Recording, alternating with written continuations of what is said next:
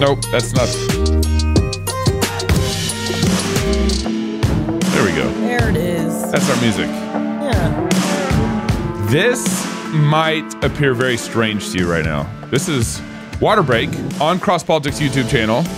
And if you guys have not been tuned into Water Break is now a show with me and my wife talking about faith and fitness and all things related to that. And we've been going on already 5 shows. 5? Is this 6? I think this is 6. Yeah, I think you're right. I think you're right. What was our first show was kind of like the context of who we are, who you were, and kind of I think added a lot of context on why we're doing the show and kind of what our perspective is with health. Like, that was the first show. Yeah, like we're trying to do it different. This is not going to be your average show about health or fitness. We're trying to... Yeah, we're not going to guilt you. We're not going to shame you. Yeah, and we're trying to talk to real people, you know, be as relatable as possible, especially for moms and dads who are, you know, exhausted and... we aren't talking to anybody that's doing Olympic training. No. Yeah, no, not really. I mean, you can listen, but we're fine. And from a Christian perspective, right? Which there isn't much of. There isn't a lot of in the health and fitness space, you know. So. And what was our second show? Fad diets. Fad diets. Yeah, that was a fun one. Started with a bang, made some people mad. Yeah. What was the third show? Oh my gosh, I can't remember. Is that when we talked about like? Where do you start? Where was that normal people? Yeah, what do normal people like? Show? How do normal people like when you have 5 kids and 3 jobs? I think that's the right one. Debt, where do you start? You know. Yeah. And then the fourth show was post-mill health. Oh yeah, thinking long term. Oh, that was such a good one. Thinking long term. That's really needed right now. And then last episode was fitness for. This might not have been. No, this wasn't the last one. The last one was fitness for men, like basically kind of the man plan. Yeah, we talked about men, which is a really big deal. Like regular dudes, not like guys like me.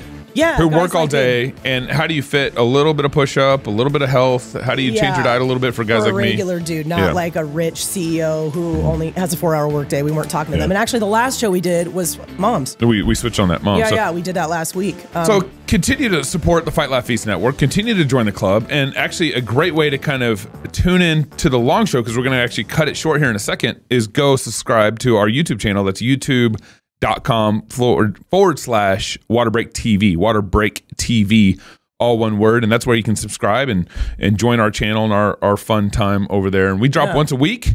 We're actually thinking about going maybe some live streaming, some other ways of delivering our show to you. But you can catch us on our app. Of course, the Fight Laugh Feast app, if you already have it, will be in there too. But go over to our YouTube channel, youtube.com/Waterbreak TV. And we look forward to seeing you over there. What are we going to be talking about today? Oh, we're talking about supplements. We're talking about why I don't want to talk about supplements. There we go. But we're going to talk about them. So we'll see you over there. Yeah, see you there. Almost like deja vu. It is a little. Hey, y'all. Welcome to Water Break. I got my kombucha today. This show is sponsored, but not really, by Gingerade. Synergy. Kombucha is just a little weird for me, but it's all I had downstairs. I don't want to drink. Yeah, I was going to say, where'd you get that? Anna buys it for the office. Kombucha? Yeah. So, welcome to Water Break with Waterboy and Annie, my wife, Water Girl. Thank you for joining us. We this is going on our 6th show. And this show, my wife wants to hit... supplements. Ooh, we're going to talk about supplements. Yeah. You wrote down the title. Why I don't want to talk about supplements. Yeah, because I kind of don't. But then we're going to do it? But we're going to do it. Seems a little hypocritical. I'll explain myself. Okay, we've gotten a lot of questions. I would say of all the questions and like emails I've gotten so far, people are like, please talk to us about supplements. So got to do it. But I'll tell you why I don't like talking about it also. I'm interested. Yeah. And I never really took supplements till about 4 months ago. Yeah. That's true. That's a different story. Yeah. So, as we kind of head into this supplement conversation, some of the things I was thinking about was, first of all, the supplement industry. I looked this up before the show. Oh, good, yeah, because we were talking about it. Yeah.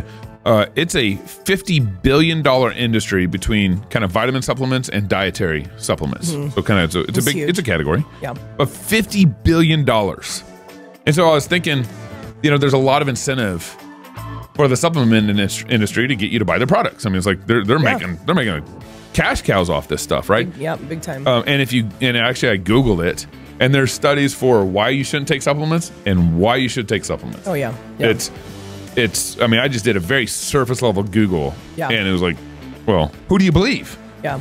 Well, you know, me and Annie have talked about this a number of times already on our show, but we're both Christians. And so we don't want our feelings to run our decision-making process in supplements. We don't want, don't want our feelings. We don't, even, this might offend some people, but even science isn't our standard. I mean, look at COVID science and what happened there.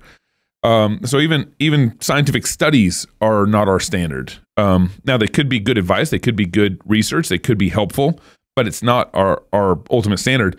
And then lastly, I was thinking in this whole supplement world, well, there's such a what would you call it? A herd mentality in this fitness supplement world, and beyond, it goes beyond supplements, but herd mentality. Everyone's doing it, and so I need to do it. The Bible is very clear that it's the ultimate standard in how we make decisions. And I think a helpful principle here is you always want to have 2 or 3 witnesses. You always, the Bible, 1 Corinthians, 2 Corinthians chapter 13, Deuteronomy, there's, some of that's referring to principles of justice. And, when people go to trial, you need 2 or 3 witnesses to condemn them or free them or whatever. Yeah. But in the same, I think you want to take that principle. I think it really makes things, simplifies things and makes things helpful and a little more objective, which is what we've pushed for a lot on the shows, like try to make things as objective as possible. Right. Well, 2 or 3 witnesses is part of this process. And a witness could be a scientific study. It's not just has to be a human, but it could be another piece of evidence in the process. And I think that should apply for anything you do in health, is try to have 2 or 3 witnesses that you trust in helping you with your decision-making process. And hopefully, hopefully you guys can learn to trust us and some of the advice that we give you guys in all this. And especially when you get into the supplement industry, there's, how do you know vitamin C's helping you? Right. How do you know, this newest and latest, greatest combined supplement is good for you or whatever. Right. And everything. Yeah, it's always something new. So they're always talking about something. Yeah. I mean, imagine, I should have thought more about this, but like, what supplements started becoming big in like the 80s maybe, or like the pill, the vitamin C pill. I remember Mom giving us vitamin C back then. Yeah, some have been around longer than others. Okay. I don't know, like I couldn't tell you when like vitamin C hit but you're right, that's been around longer than like, I don't know, Burberry. Well, penicillin came in, but that's not a supplement, that's a drug. So some have been popular for longer than others, and for some for good reason. You know what I mean? People figured out a long time ago vitamin C was what sailors needed so that they didn't get scurvy. And so that's why they started taking citrus on their, that was hundreds of years ago. It's crazy. They took lemons and limes on their boats so that their gums wouldn't bleed. So some of this stuff is like old truth for a reason. That's interesting. But then you still have to wade through all the other stuff. Yeah. You know what I mean? And there's a lot going on. $50 billion worth of stuff. Right. And that should cause some serious skepticism in us, just in terms of as being the consumer, like, okay, this is a big time money making business, just like anything else. Yeah. And just because it's natural or not a pharmaceutical, does that mean that the company is, being honest in what's in their product? Yeah, right. Or, and then also, does that mean that it's actually going to help you? Right. Those are questions that you really need to ask. And that's, I was joking earlier that I literally started taking supplements about 4 months ago. Yeah. But the reason is because this goes back to like, trying to make things as objective as possible in your health life is I went and got a blood test and it's like, you live in North Idaho, you need a little more vitamin D. In fact, a lot more vitamin D. Yeah. And so you put me on some vitamin D, and then we test it 3 months later. We did another blood test, and you can see, okay, you got more vitamin D in your system, and this is better. What we noted 3 months later was that it was higher, but still not high enough. So I actually upped your dose. My dose. Yeah, right. Which I wouldn't probably have done unless I checked, because some people absorb really well. You better not be giving me like estrogen or something like that. I am giving. He has no idea secretly what I'm giving him. Slowly just killing me off or something. Yeah. You increased the health insurance recently, didn't you? I have a lot of power. Or my life insurance. Yeah. Jeez. No connection. So why don't you want to talk about supplements, but you are going to talk about supplements? Yes. Okay. I don't want to talk about supplements because there is a huge tendency in everyone, in Americans at least, probably everyone, to want to out supplement a really crappy lifestyle. Yeah. Yeah. And I understand that. Like, why wouldn't you want that? Like, you know, like there's an old saying in the personal training world, that's, you know, the people that will just say, I will do anything to get healthy except change how I exercise and how I eat, like anything, you know what I mean? It's just like, not that. Like, so there is a tendency for everybody to just, whether they're like really cognizant of it or not, want to just take a pill to fix their problems. Right. And A, that's not a good approach health-wise, and B, it almost never works, right? So like if you almost never works, meaning it almost never works to kind of out-supplement your unhealthy lifestyle in the first place. For like your doctor to be like, you are pre-diabetic, it's really bad, and you're eating all kinds of processed carbs and inflammatory foods every single day. You're eating out all the time, all the kinds of things that cause people to be pre-diabetic. And then for you to just take metformin or berberine or something to help manage your blood sugar, it's rare for that alone to actually fix your problem. You really need to change how you eat, right? Like same with like blood pressure even. Like, I mean, there are actually, we're talking about on the supplement side, not the pharmaceutical side. Like you could take as much mag as you want. And I would encourage you to, we're going to talk about that one actually, but like if you are not managing your insulin resistance and you're not fixing how you sleep, it's not going to fix you. Like it's just going to be a drop in the bucket. Supplements are supplemental and in my opinion should be used very sparingly. And your goal should be or to need as few as possible. You know, and so many of us are taking hundreds of dollars of supplements every week, every month. Like we're just pill after pill after pill, spending all this money, telling ourselves like this, I'm a healthy person now, when really we really just need to be cleaning up the way we eat and we need to be moving our bodies. And so I just wanted to open with that because if you're one of those people who's like, okay, I eat like crap, I am sedentary, I don't sleep. Do I need more vitamin D? Will that fix it? What pill will fix that? And the answer is nothing. So I just want to be really clear about that. You cannot out supplement a crappy lifestyle, and you want to that's just not the right approach at all. And I guess right under that, and we just sort of touched on this, if you are wondering about, should I be supplementing something? How should I kind of sort through this? You go to like the GNC and they got supplements. It's all over the overwhelming, wall. And they'll make all kinds of promises, and they run all these ads, and there's no. It's way like to essential oils a little bit. I mean, essential oils probably kind of falls under the category that we're talking about, right? Take this thieves and put it on your. You can find, it'll make you happier. You can find people that will claim that. And then you can find just as many people who are like, it's a total sham. And it's also, and maybe some of them are right. Maybe some of them are wrong, but there's also the question, is it what you need? Right. Because everybody's different and that matters too. So those are the two, there's two questions that I suggest to people. Well, actually three, considering what I just said, that you should be kind of asking yourself as you sort through the supplement game. Number one, have you already done everything that you can, or are you currently working on doing everything you can to dial in your nutrition and your movement? So moving towards real food, protein-centric meals, getting inflammatory foods, processed food, fast food out of your diet, moving, exercising in some capacity that's appropriate for you and your, phase of life. Are you dialing in your sleep or doing everything you can to dial in your sleep? It actually sometimes takes some smart supplementation to help with that, but are you at least caring and trying, right? Are you checking all those boxes? That's number one. Number two is, when you're looking at a supplement and you're looking at your life and your symptoms and ideally your blood work, do you need this supplement? Because there's a lot out there that you may just not need. Like just because something says like magic, whatever, or, magic vitamin D. I mean, or like whatever, like if it's not broken, don't fix it. And you will save money. You will save extra burden on your liver having to just filter through all of these supplements that you might be taking. If you really try to limit your supplement intake to just like what you really, really feel like you need. And the goal is for that list to be very short. And then this is the third one that is really a big deal. Is the supplement that you're taking actually working for you? And I'd say this is one of the biggest ones, especially for health people, the people who are like all keyed into health and taking so many supplements. I can't tell you how many people are taking a supplement and I'm like, well, is that working for, like that collagen you're taking? Have you noticed a difference in your joints, your hair, your skin? And they're like, not really. And it's also like the first time they've even thought of that. Like, you know what I mean? Right. Like because there's really two kinds of ways to note for supplements for the most part, depending on the supplement, if they're working for you. Either you're going to be able to actually experience it, like I am taking glycine at night, I actually slept better.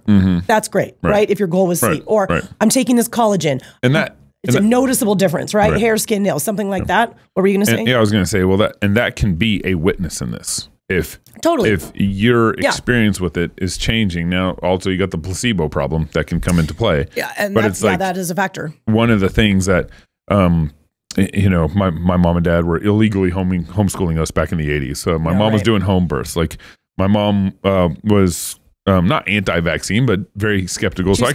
I kind of grew up in this skeptical medicine world, at least in terms of like the medical industrial complex kind of skepticism. Right. So I have, whenever I see supplements on our shelves that you buy or whatever, I'm like, okay, I immediately start questioning you. Why do we get this? What do you Which is fine. And we want, and it's good. And so you want to question these things. And so I think your feelings, I said earlier, like you don't judge things off your feelings. The Bible's your standard. Your feelings, I think, with prudence. And this can be a witness in some sense. It's like, it did make me feel better. Well, maybe a better word than feeling, because there can be some negative connotations with that. In this discussion, it's more like your symptoms. Like if you're having migraines and you take an electrolyte and your migraines go away, that's a pretty good sign. Like, okay, this is actually helping me. It might not necessarily help the next person, but you can at least as an N of one say, I'm actually experiencing a change. And my point is, if everybody who's listening actually took all their supplements, like from like morning, lunchtime, dinner, and like lined them up and like looked at each one. And number one, in order to do this, you have to know what it's actually for, which a lot of people don't. A lot of times a doctor's like, just take this, this, and this. And you're like, okay. And you're completely disconnected. You don't even ask or look it up. Like, what is it for? So you should be connected to your supplements in a way where you know what it's actually for, number one. And if you do that, it's shocking how many people, this is supposed to make me sleep better. This is supposed to make my joints feel better. This is supposed to make my hair grow. And none of those things are happening. And again, it could be for a lot of reasons. It could be very poor quality because, like we said, the supplement industry is huge. Of course, they're incentivized to just sell. And it's not that well regulated as far as I can tell. So you really got to be careful who you're buying from and what you're buying because you don't know what's in that capsule. You don't know how potent it is. You don't know how long it's been sitting in some warehouse. Is it quality vitamin C? Is it diluted? It absorbable? Is it absorbable for you? I mean, there's so many questions.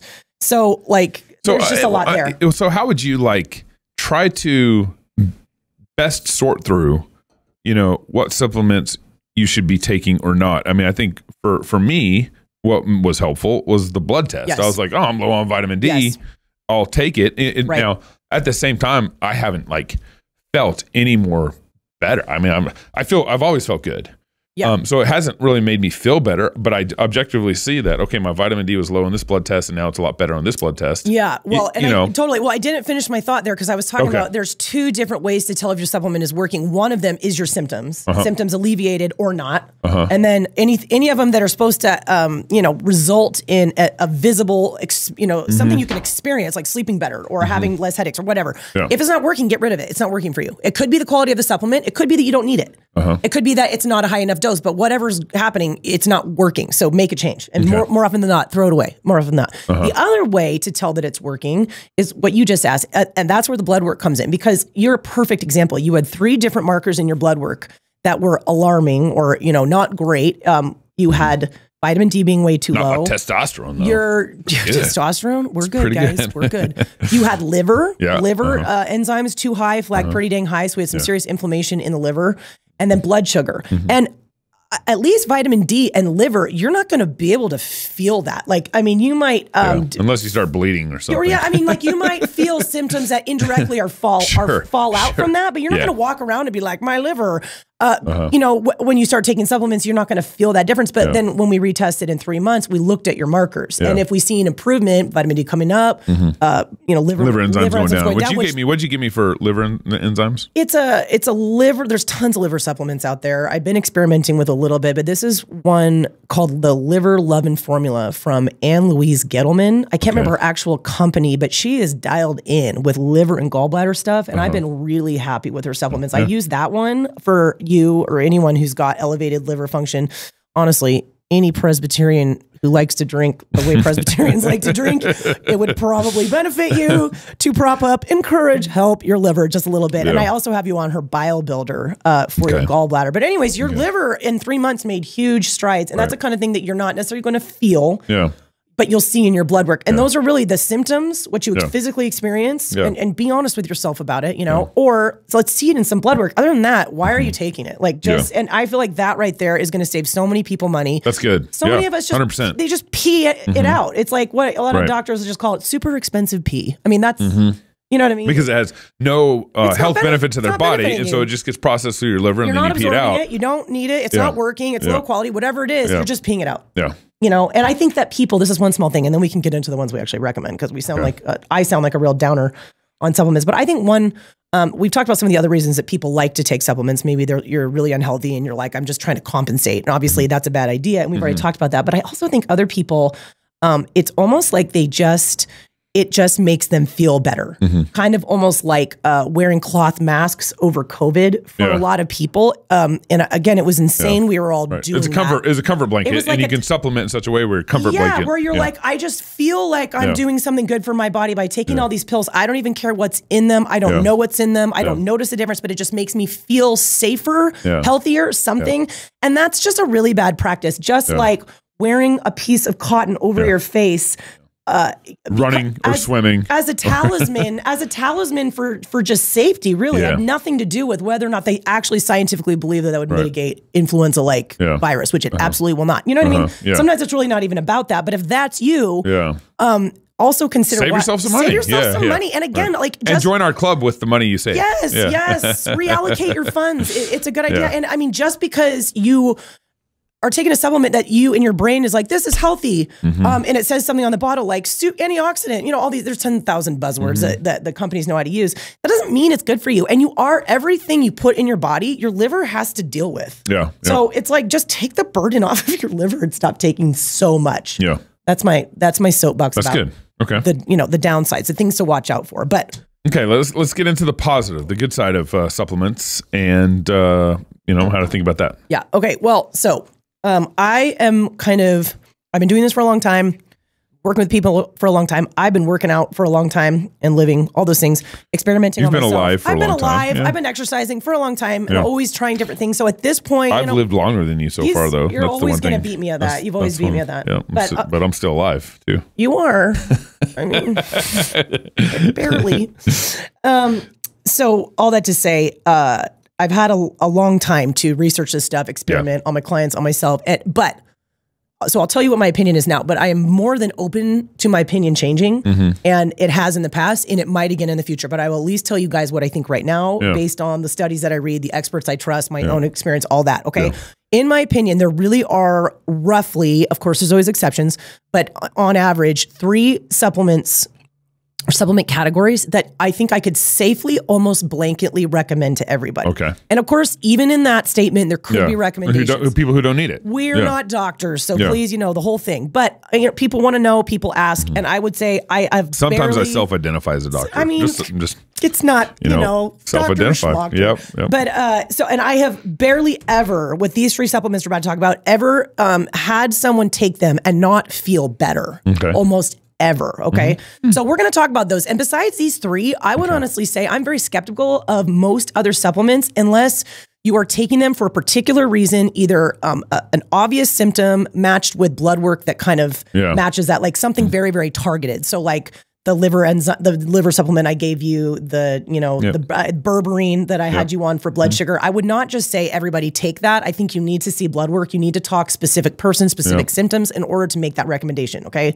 So there's other supplements that I often use and I recommend to people, but these are really the only 3 that I would say most of y'all probably could use this, not knowing you at all, not having looked at your blood work. Does that make sense? Okay. First one is electrolytes. And that's not really a very hard sell. Even for a guy like me who's just chilling, not working out very much? Actually, yeah. And why? We'll get to that. Why for a guy like me? Yeah, why for a guy like you? So I want to know now. I'm going to tell you, right now. I'm going to tell you. So electrolytes, as most of us know are just minerals in your body that carry electric charge. They are really, really important for, and I think it is helpful for people to understand kind of a little bit more what they are, because you can then connect it to why they're so important and why sometimes you feel so bad when you don't have them. But I mean, they regulate nerve and muscle function. They're heavily, especially sodium, involved in the hydration of the body. They balance blood acidity and pressure, and they can also sometimes help rebuilding damaged tissue. So they're quite important. And in my opinion, again, just based off of my experience, what I've seen, what I've read, almost everyone is electrolyte deficient. Almost everyone, and that includes sedentary people. But what do I need to have repaired in my body? Well, I mean, again, I'm just saying it's not necessarily about the repairs. It's just the fact that electrolytes are involved in so many of the processes that even a body that's not out sweating or doing triathlons needs to be able to do on a regular basis. And a lot of times, even if you're not someone who's like, I feel so ill, I have terrible migraine, like even if there's not something really wrong with you, if you start taking one a day in one form or another, you'll actually feel better. Your energy will improve. You'll just like your head will be clearer, because again, all of this is your brain, your heart, it all runs through electrical processes. And another argument why almost everybody should have one is that our food and our soil and our salt is all very, very electrolyte depleted. So we're just not getting it in our diet, because always, you know, there's people who are like, you shouldn't take a supplement because you should be able to get every single thing from your food.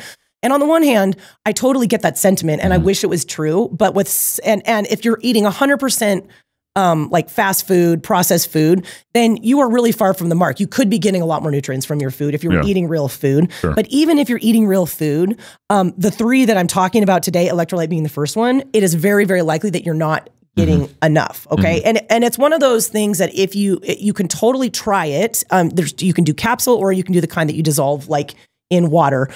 You can try it and see how you feel. If you feel better, great. If you don't, then you can stop. You're not going to hurt yourself, and that's really, really nice. But I would say even someone like you would probably benefit from it, because most of us are electrolyte deficient, especially potassium, chloride, magnesium. Is that a blood test that I could see? I could get a blood test and say I'm electrolyte deficient. You totally can see it. You can see your sodium, your chloride. We'll talk about mag when we get to it. You want to look at the red blood cell mag count.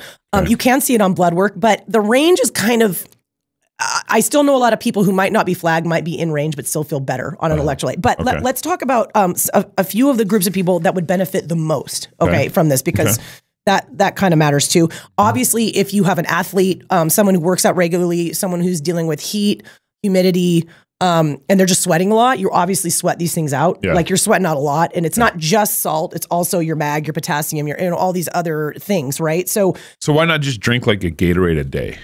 Well, that's one way to replace electrolytes. However, you're dealing with the red dye and the sugar and all the other additives in a Gatorade. So that's the only reason I don't like those. And I prefer other forms. There's so many out there. I'm still not decided on what ratios of sodium to potassium to mag, for example, I think is best. It's optimal. It's optimal. Yeah. So I'm still kind of, I'm unsure. Element, LMNT is how they spell it, but they call it Element. Rob Wolf invented that one. It's really, really big in like all the more alternative health space right now. It's expensive, but it's cool because it comes in all kinds of fun flavors, and it's like a powder, and you put it into your drink. It's really big right now, but man, it's like 1,000 milligrams of sodium. The salt content is really high. So I only recommend, I know tons of people, athletes and not athletes, who sip one of those a day and are thriving. They love it. And that's shocking because that is a ton of sodium. That's really high. Most other electrolytes, you see a little bit more of an even. The sodium is still higher, but it's not that high. But I definitely recommend something like Element for people who are like sweating a lot, like athletes. They're in a hot, maybe they're training in hotter climates. Maybe they're doing double days, football, that kind of thing. Maybe you do sauna a lot. Definitely, that's a safe one for me. I'm still on the fence about it, but again, if you wanted to test it, you could go by symptoms, drink it, and just see. So that's something to think about. Also, cold and high elevations. that can whack out your electrolytes also. So it's good to make sure you're replacing them. Breastfeeding moms. And I'm just now starting to think about this. I just saw some really interesting research about that, how that can help with milk production like quite a bit, at least in some of the studies I look like. And it makes a lot of sense because of how much metabolic burden is put on your body when you're breastfeeding. So moms, if you're feeding a baby, consider a daily electrolyte and see what that does for you. See what that does for your energy in general. See what it does for your milk production. For feeding your babies. And totally. Especially if you're a low producer, that can be really frustrating. So I thought that was really interesting. And this one, this one is, it might apply to a lot of our listeners, is if you're trying to eat less processed, which I encourage you all to do. If you get down to eating kind of like the way we eat, which at least at home is like almost no processed food. It's a lot of meat. It's a lot of veggies. Like we've gotten processed food mostly out of our lives. That's where most Americans get their sodium is processed food. Yeah. That's where they get most of it. So if you're eating, because it's chock full of salt, really preservatives cheap is what sodium it is. Chloride, iodized salt. Yeah, exactly. Not like good quality mineral salt, but just that cheap processed salt. But that is still where most Americans are getting all their salt. So if you're trying to eat healthy, you're eating less processed, you are probably a really good candidate to need to actually replace some of that. And just because you're salting with your Himalayan salt or whatever, your food, that you may not be getting enough. So that's interesting that some of the healthier people might be the ones who need the electrolyte replacement the most. And especially if you're eating low carb. Because when you eat low carb, you're eating ketogenically for a time, whatever, your body dumps minerals. So you really need it. And there's a lot of people, and I've experienced this, and I've experienced this with clients, who believe that the keto flu that a lot of times people get when they first go low carb is actually just major electrolyte deficiency. And oftentimes when you replace electrolytes, this would be another example where I would totally push for something really high in sodium, like Element.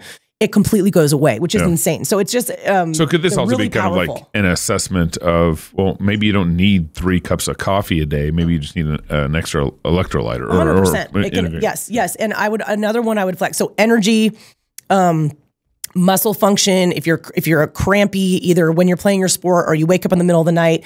Also headaches. This is a big one. Like migraines, chronic headaches. A lot of the time, electrolytes can anywhere from completely make it go away to at least bring down the severity. So it's something to think about, and it's kind of hard to go wrong. So that's why I put it on the list of almost everyone, especially the special cases that I just listed. And then you'll even our kids aren't on electrolytes, but when they have practice or they have a full day of games or whatever, you'll give them an electrolyte. Anytime they're in season, working hard on a daily basis, either with games or practice, I have them take one every morning. I just think it completely benefits them. And I don't stress it as much when they're off season, even though it probably would behoove them to take one. And if I ever see like lethargy, headaches, anything like that, the electrolytes come back out for sure. So, and it almost always correlates with feeling better, which is pretty interesing. So that's why it's on the list. Yeah, there you go. Okay.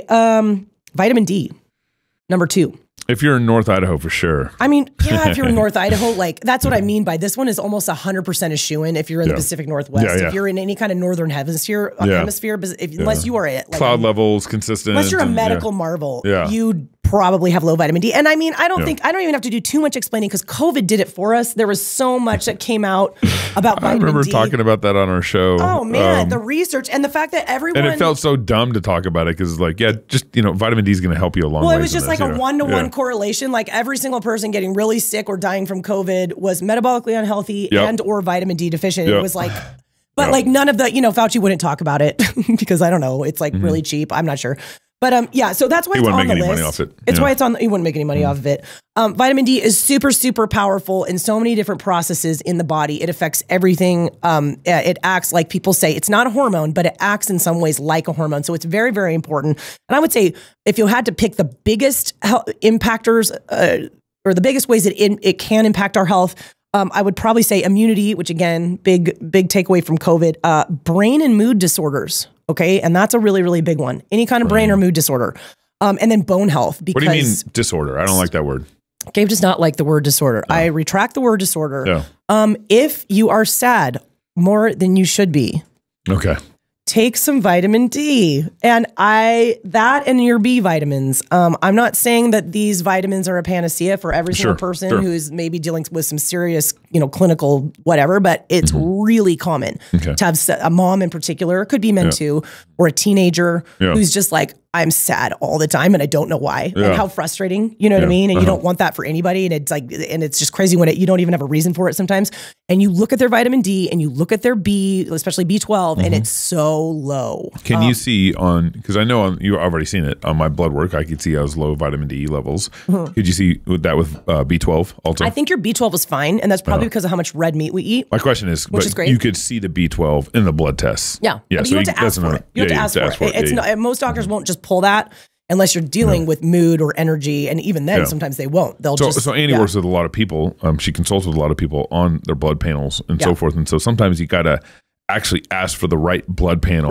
Right. There's standard, like your CMP, maybe a lipid panel, but beyond, they'll tack an A1C on there usually, but beyond that, like fasted insulin, you have to ask for. Vitamin D, you have to ask for. Unless which is B12, you have to ask for, which I understand to some degree, doctors are trying to save people money. And they're trying to work within, if they have a cooperative or whatever, they're trying to not order tests that they deem like not important or not necessary. But there's some that I just think should be suggested and they're not. So it's unfortunate. But, if you work with someone who knows what they're doing, a good functional doctor, they may push for things like that. So D, I mean, huge for so many things. I mean, any kind of neurodegenerative disease, it can lower blood pressure. It can affect insulin, type 2 diabetes. Like it's very much vitamin D still? We're still on vitamin D? We're still on vitamin D. I mean, it's like a Swiss Army knife. It's like a Swiss Army knife. It affects so many things. And I mean, there is no reason for anyone's vitamin D to be low. You can test it. You can supplement. It is not that hard. And so there's really 3 ways to get it. Sunlight, food sources. So like your fish, liver, egg yolks, some mushrooms, things like that. And then obviously supplement. But I don't know that I've ever worked with anyone who had optimal good levels of vitamin D who was not supplementing at least some of the time. And of course, that's purely anecdotal. Maybe in sunnier areas, some people who are just getting so much sun on their body and they convert and they absorb well, because that's another issue. Some people just don't absorb convert sun. And some people really do. So especially genders. Especially what? Gingers. Oh, gingers. Yeah, I don't. Their vitamin D. I don't know. Are gingers vitamin D lower? It probably is. I don't know. But I'm just saying, more often than not, in order to get to where you want to be for vitamin D, which in my opinion, you want your levels up to like 60 or 80. Now, if yours are at like 30, your doctor will say you're fine. And I do not agree with that at all. I think you want to be really, really high, higher than that. Like 60 to 80 is where you want to be. So just keep that in mind. And I will say though, it is almost always, especially in the Pacific Northwest, where it's just dark a lot of the time. We get very little sun here. We get very little sun basically like November through February. Yeah, it's a then very it starts to get better over time. Season. But then during the summer, we get it's all sun. Season. And a lot of people claim that what we call cold and flu season, which is winter usually, really should just be called low vitamin D season. And I think that's really interesting. But it actually makes a lot of sense. But all that said, you do want to get tested at least sometimes. It's safe to probably take like a kind of a maintenance dose. Vitamin D is measured in IUs, international units. Okay. And anywhere from 1,000 to 5,000 IUs a day is normally pretty dang safe, whether you've had blood work done or not, especially if you're not outside all the time. I mean, who's eating liver and mushrooms? And I mean, most people we're not eating enough, even close to the vitamin D rich foods to just get our levels where they need to be. Overdoing vitamin D is possible, but it's really hard to do. It's really rare.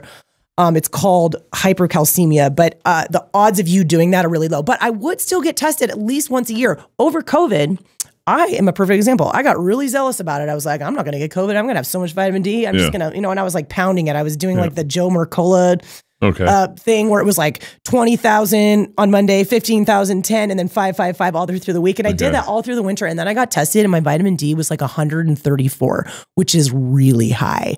I felt great. I had no symptoms of overdosing, but no doctor is going to look at that number and be like, that's fine. It wasn't fine. So I had to actually back it down. My guess is I'm just a really good absorber. And you just can't know that until you test. So just another reason to at least once a year, keep an eye on that that number. I just think it's funny how you're bragging about your body is just a really good absorber for vitamin D. It's just, I mean, you're bragging about it. I'm the best. I've never seen. I'm a toxic. I'm the best. Toxic level, the best. That's funny. Oh my gosh! But so okay, so the last one is magnesium. Okay, yes, so hang on here real quick. So you said electrolyte is an important one. Yep. And then you said vitamin D is an important one, especially for the Northwest people. Yeah, especially the in the cloudy wintertime. people. In the wintertime, especially. And then now magnesium. And again, you can, could you do a blood panel where you can look at like vitamin A, B, C, D, all that stuff, so you can see all the vitamins in your body? Yeah. And look at all the magnesium and potassium and the isms. You can look at most things. Different minerals and things are all best looked at different ways. Like some are like, oh, you should do a hair mineral analysis for this one. Okay. For mag, which is the last one that we're talking about right now, there's different ways to test it. One of the best ways is to look at the RBC, so the actual red blood cell, like the amount of magnesium that's actually making it into the red blood cell, as opposed to what's just in the serum. But a lot of docs don't honestly know that much about this.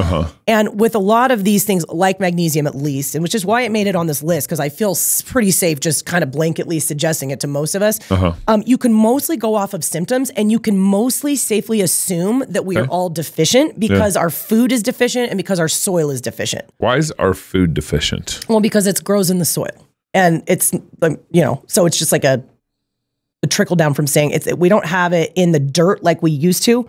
And so you're saying our soil is magnesium deficient? Yes. And so it's not. Do you know why our soil is? I know this is probably getting a little outside of your reach here.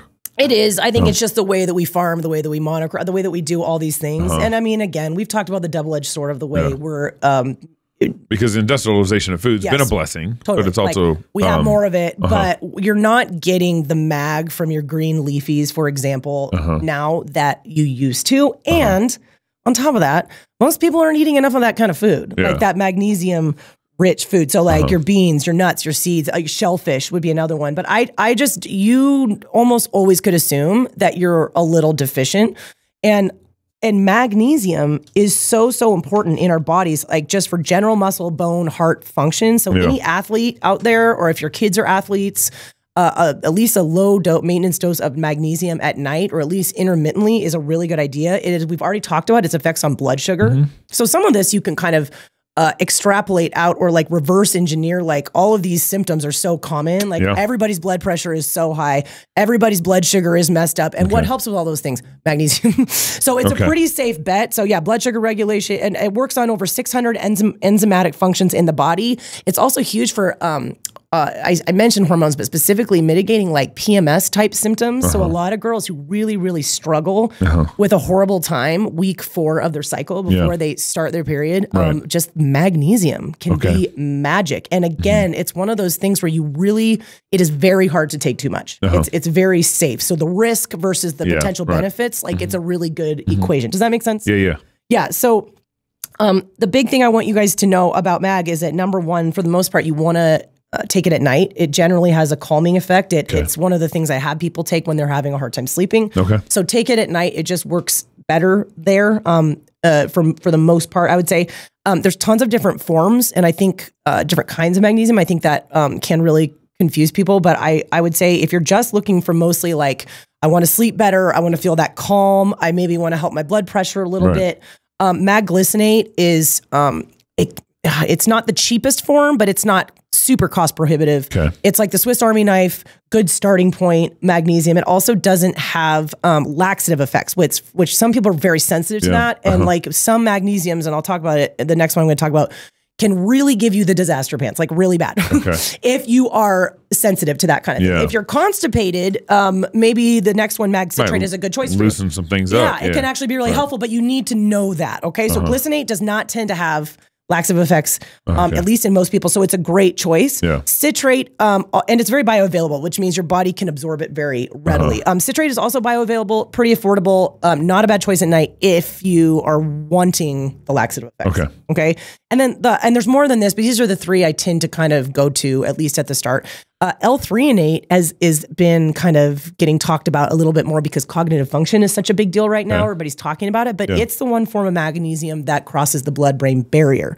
And it can really help with cognitive stuff. So anything, just like ketones, I would say migraines, brain fog, just wanting more mental acuity, just kind of that foggy middle-aged mom thing where you're just like, I can't think of words. I forget where I put my keys. I'm describing myself really. Mag 3 and 8 can be really, really helpful for that. Yeah. So those are the 3 that I usually start with, but I would say pretty much everybody, it's a pretty safe bet that you're deficient. And I will also say that Mag Taurate has, at least what I've seen, the best research behind it in terms of helping lower blood pressure. That's what I have you on. And that's what my family has a history of diabetes and high blood pressure. It all comes together. It all comes together. And like we said, just MAG alone is not going to solve that. But we're using it supplementally. Yeah. And then we can test my blood pressure, and we can we can see my blood sugar and the blood tests and everything. Totally, so we're testing it all. But most of where we're going to get results is going to be the exercise that you're doing, and even more so what you're eating and what you're not eating. Just can't reiterate that enough. But we're gonna throw as much at it as we can. See what we can do. Mag's going to do no harm. This goes back to like we have an objective issue we're trying to deal with, and so we're trying to use a supplement, see what we can do with it. Exactly. Do we have a minute or two to talk about brands? You have we got 2 minutes. Okay, because like we talked about it, those are the big 3. That's where I would start with. Even with those, there's exceptions. But so be responsible, do your own homework. But most people could probably very safely at least start with those, especially if you're active, especially if you're struggling with not feeling great, low energy, not sleeping well. These things, all 3 can work really synergistically to just generally bring your level of health up. And there's very, very low risk. So that's why I recommend them. Okay, so let's get into brands. I'm excited. I'm excited now. We're going to talk brands. You're not excited. I buy them for you. You don't even know what you're taking. I do have so much power. Yeah. That's true. Okay. But like we said at the start, quality control does matter, right? There's all these different confounding factors of why or why not your particular supplement might be working for you. Quality control of the supplement. What's in the supplement. Exactly. So someone says, here's a vitamin D supplement. Right. There could be more than vitamin D in it. Or there could be no vitamin D. Or it could be vitamin D that sat in a cold warehouse. Who's selling no vitamin D supplements? Well, I mean, probably a ton of people. My point is you need to find the brands that you trust. And I recommend almost completely sticking with them. Like that's the thing, is that like you just don't know. You know what I mean? And I don't think it's that well regulated. We're more going off of like just who has the most reputable brand, which brands have been around long enough. Doctors, researchers are all having really good, luck with it. They usually are the ones who are really transparent in terms of ingredients, where they source them, inspections, who's doing those inspections of their warehouse. They're very, very transparent. You can see it. You can go to their website. They're very open. That's kind of what you're looking for. And I'm just going to go ahead and list off some that I think are reputable and good. Oh, hang on. I'm still stuck on this. Why would someone sell you a vitamin D supplement and have more than just vitamin D inside that supplement? Well, I mean, it could be, I'm just saying whatever it takes to save money. I mean, that's the bottom line. So it could be powdered sugar. Like, you know what I mean? Like, it just doesn't make it. I guess it just doesn't make sense to me that someone would say, "Hey, we're marketing this, and this is a vitamin D, product." And then they put more than just vitamin D in that product. I'm not saying they necessarily put more than that. I'm saying they could just do a really low quality vitamin D. I'm saying they could put something different than vitamin D. They could put whatever they want in a capsule. Nobody looks, nobody knows, nobody questions it. Everyone just swallows so whatever's going to save them money. I mean, that's all anybody cares about. And our point is, just because something is a supplement and not a pharmaceutical does not necessarily mean that company is being honest or that it's going to be effective. And again, there's a lot of reasons why you might not want to take something. Just one of them, though, is quality control. Because you might figure out from your blood work, my vitamin D is really low. I really do need it. Yeah. But you also need to be thinking about like, okay, who is a reputable company that I can trust that the supplement that I'm taking is high quality and actually is what it says it is. That's all I'm saying. Yeah. Everyone lies, you guys. Everyone lies. So I'll just tell you my recommends. You can take it or leave it, but I like Thorne. I like Pure Encapsulations. And I like Designs for Health. Those 3 I've had great luck with. All of my clients have had great luck with. With all 3 of those 3 brands, brands. No, but with magnesium. Any of it. Vitamin D. Everything they sell. So far, so good. And I'm not saying y'all need everything they sell. I'm just saying they, in my opinion, are very trustworthy. They should pay us for this plug. This is a phenomenal, killing it. Super, super good. I will also mention, I really like Dr. Amy Horniman's Fixer line. She calls herself the Thyroid Fixer. If you are interested in women's hormones or thyroid in particular, you should follow her podcast. She has a lot of good information. She sells supplements. And it's all fixer. So thyroid fixer, liver fixer, that's kind of her thing. I've been very happy with those also. They sound kind of gimmicky. You definitely pay for them. But I've had really good luck with a handful of her supplements with a lot of people. So again, anecdotal, I come recommended. Her ratings are very high. I really like her stuff too. Okay. And lastly, I really like Ben Lynch. He's the guy who wrote the book Dirty Genes, which is a phenomenal book. And he has a supplement line called Seeking Health, especially if you're interested in methylation, maybe you have some gene mutations, B vitamins, B complexes. His stuff is really, really good too. And I know there's other names out there. Those are the ones that come to mind and that I have personal experience with and I would definitely vouch for. So definitely make sure, for the most part, you're careful who you buy from. I think it does matter. And sometimes that's what it comes down to. You'd have zeroed in that you need this B12 or you need this whatever. Right. But I do think quality matters. And just the ability to trust that what you're getting and what you're buying is, what you actually think it is. Mm-hmm. So there's that. That's a lot of information. I know. We just waterboarded you guys with a lot of talk about supplements. So why... You spent most of the time talking about why you did want to talk about supplements. I know. Even though you start off the show, why I don't want to talk about supplements. Why I don't want to talk about supplements. Yeah. Everybody just eat real food. Mm-hmm. Eat real food. But there is a place for them. There is a place for them. Especially those big three that we talked about. If you guys want to be in a conversation with us, reach out to us. You can email us at RenchMedia@gmail.com. RenchMedia@gmail.com. You can follow my wife on Instagram. I'm on Instagram, but you're going to not... you might see me smoking a cigar on Instagram and not really get any health food tips over there. No, you're not going to get any. And then of course, subscribe to our YouTube channel, download our Fight Laugh Feast app, where we're also on your phone. And thank you for tuning in. Yeah, and I appreciate it. Until next week. Thanks, guys. Yeah. See you next week.